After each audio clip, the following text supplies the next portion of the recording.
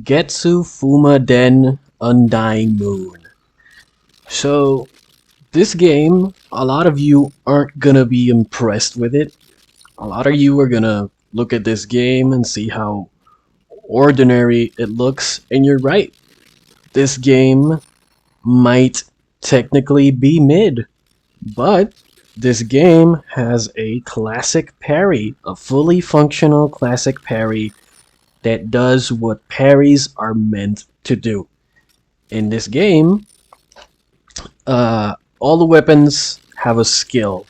Not every skill is the parry, but the main weapon in this game, the very first weapon you get in this game, its special skill is a parry. And the parry is followed right after quickly with a counterattack that deals damage. So you negate damage by parrying and you get iframes, and then you deal damage to the enemy immediately right back. And the damage is like 30% more than your regular attacks, or like 40% more. So it is a fundamental parry and counterattack. And it's not like a late riposte like in Dark Souls where you like he just like slowly swings the shield and then slowly stabs him with the sword. No, it's like bam, you block and then you bam, then you deal damage right back. Parry and a counter very quickly. And a lot of you, I don't know, like again, a lot of you might think that this game is mid or something. I'm gonna pass this game the whole way through, just because I'm satisfied with this parry. Again, I say this in every video, the holy grail is Onimusha. As soon as the game doesn't have chain counters or chain parry, it gets deducted 1 point. This game, I might give it a solid 7. I don't know, I haven't passed it yet, so it's kind of too early to give it a full score. But this game is somewhere between like a 6 and a 7. I feel I'm gonna give this game a 7 just because the parry does exactly what it needs to do. You can parry almost every attack in this game also, which is another huge plus. Like, I've said this in all my other videos, combat revolves around, you know, you might think I'm exaggerating, some of you, but combat revolves around the parry. The number one way that you interact with an enemy is you deal damage to an enemy or the enemy deals damage to you. The second most important way in which you interact with an enemy is blocking, and the highest form of blocking is the parry. So games need parries. Combat games, melee games specifically, need parries. There's no dancing around this. Like, whenever I play games that don't have parry, what the game needs then is a perfect dodge. If you don't have a parry or a perfect dodge, something's wrong with you as a developer. You're messing up. You're doing things wrong. Your game needs a parry, period. This isn't a discussion. This isn't up for debate. Your game needs a parry. So, here, you're gonna see when I fight the boss. I already fought him, probably. He's a giant skeleton.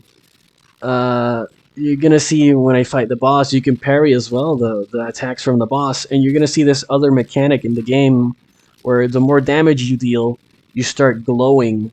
And then you move faster and you deal more damage. And you're gonna see when I fight the skeleton boss, and I'm gonna be like glowing all crazy blue and shit.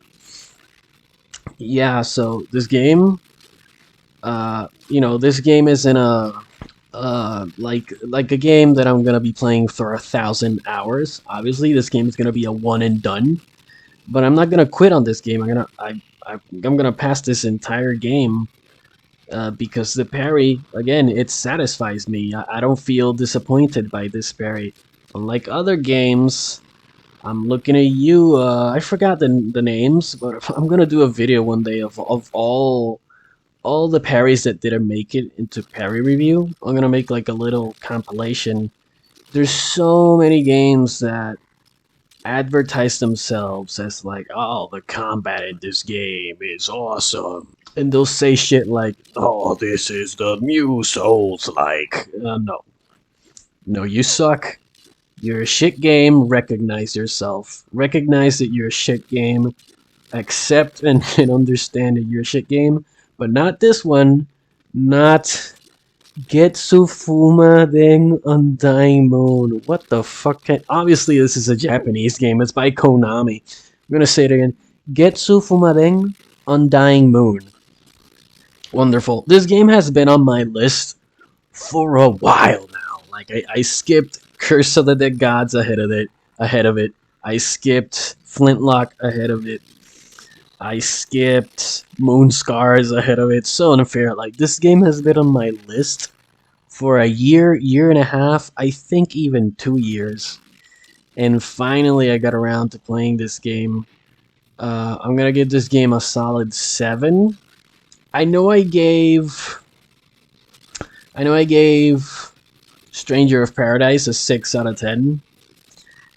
It I could give it a higher score, sure. Like there's a gentleman that left a comment in my Stranger of Paradise video, and he's right. Like I knew that there's another way to parry, and I didn't address it in that video, and that is because that other form of parrying is just a block. It's a perfect block.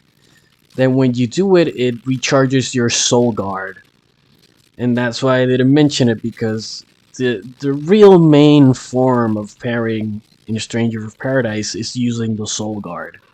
And so that's why I kind of forgot. I accidentally forgot. I didn't omit it on purpose, you know, it just slipped my mind. But yeah, guys, GetsuFumaDen Undying Moon, 7 out of 10, maybe 6.5 out of 10. Sure, let's do that, 6.5. Because this game isn't gonna blow your mind either. This game is only fun if you like parrying.